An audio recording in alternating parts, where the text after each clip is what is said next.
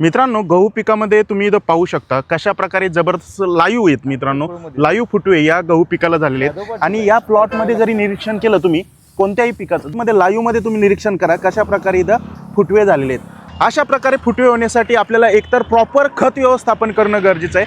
खत व्यवस्थापन मित्रांनो, एकतर लागवडीच्या वेळेसच आपल्याला पहिलं खत व्यवस्थापन आणि 25 ते 30 दिवसाच्या आसपास आपल्याला दुसरं खत व्यवस्थापन आणि 25 दिवसाच्या आसपास आपल्याला एक महत्त्वाची गहू या पिकासाठी फवारणी घेणं गरजेचं आहे। मग ती फवारणी कोणती घ्यायची आहे मित्रांनो, या गहू पिकामध्ये जे ICL कंपनीचं 113624 या नावाची एक जबरदस्त ग्रेड आहे मित्रांनो।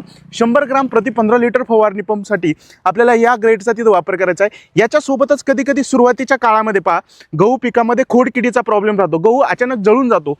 तर त्या खोडकिडीला कंट्रोलमध्ये आणण्यासाठी लॅम्बडा सायलोथ्रिन प्लस थायमोथॉक्झाम हा टेक्निकल घटक असलेला आलिका या कीटकनाशकाचा तुम्ही वापर करू शकता 10 मिली प्रति 15 लिटर फवारणी पंपसाठी। आणि निश्चितच एखादं साधं टॉनिक वापरा ज्याच्यामध्ये amino acid, fulvic acid, seaweed यांसारखे घटक असलेल्या कोणत्याही एखाद्या चांगल्या टॉनिकचा फवारणीमध्ये वापर करायला विसरू नका।